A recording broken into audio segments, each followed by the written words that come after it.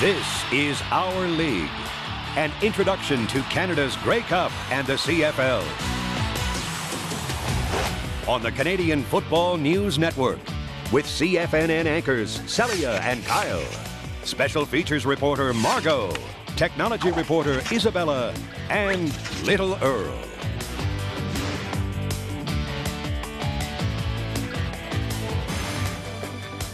Hello and welcome to the Canadian Football News Network. Our program takes an informative and fun look at the Canadian Football League and the Grey Cup. On today's segment, we are going to discuss the beginnings of the Canadian Football League. We'll learn where the CFL came from and when it began. Little Earl has some fascinating stories for us, and we'll hear from our technology reporter, Isabella. And Margot has a special feature on the cheer teams. Cheerleaders are for sure my favorite part about football. From what I've seen, they certainly add to the atmosphere of a football game. But let's start by going to our famous field reporter, Little Earl, who will explain the early beginnings of the CFL. Thanks, kids. The Canadian Football League started in 1958. However, the Grey Cup, which is the CFL's championship trophy, was first given out in 1909 to the University of Toronto, the team that won the Senior Amateur Football Championship of Canada.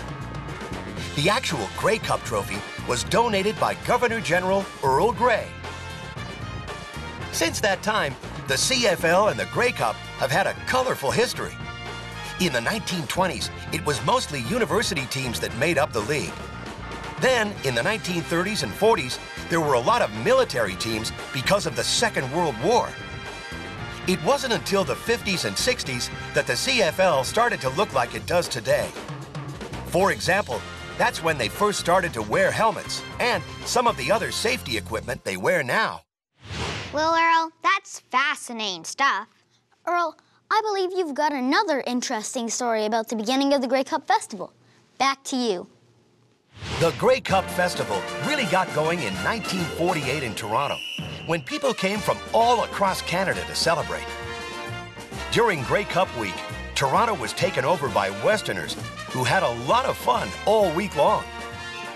Their antics included riding horses through the prestigious Royal York Hotel and taking part in parades and dances. Since that time in November of 1948, the Grey Cup has been much more than just a football game.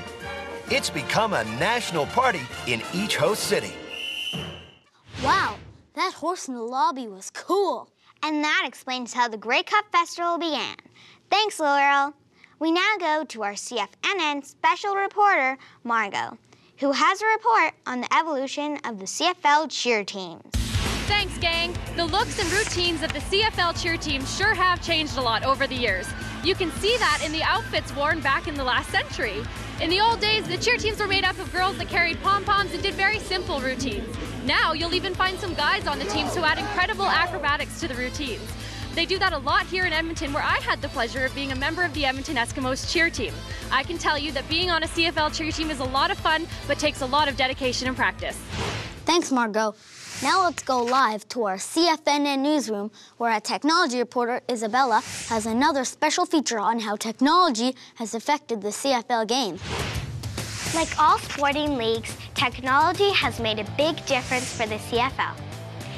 In the early days, coaches on different parts of the field couldn't talk to each other.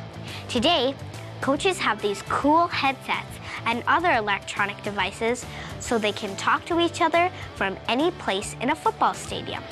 This is really helpful during a game. And another really cool thing is that some of the players have wireless devices right in their helmets. Now a quarterback can hear the plays being called to him by his coaches. That means he doesn't have to call a timeout and go to the sidelines to talk about the play with his coaches. Technology has and will continue to play a big role in today's CFL. Thanks, Isabella. We'll now go back to Lil Earl for a report on today's CFL. Thanks, gang. A CFL game is played on a field that is 110 yards long and 60 yards wide. A yard is almost as long as a meter. The field is marked with white lines to show the yardage for the players. There are white posts called uprights at each goal line that are used for kicking field goals. The end of each field is called the end zone. Each game is 60 minutes long and is broken into 4 time frames called quarters that are 15 minutes each.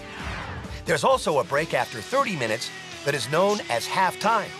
We'll run over the CFL rules in more detail in our next segment. Thanks, Little Earl. We learned a lot today. So that brings us to our review section. Let's do a recap of our key learning points today. We learned that the first Grey Cup was played in 1909, and the trophy was donated by Governor General Earl Grey. And Little Earl told us that the Grey Cup Festival began in 1948 when Westerners invaded Toronto, creating their own party. We learned that a CFL game is 60 minutes, and there are 4 15-minute quarters in a game. That's all the time we have for this segment. Don't forget to review your handbook. It's a lot of fun. Tomorrow, Little Earl will help us learn some of the basic rules of the CFL and the unique game played here in Canada. We'll see you then.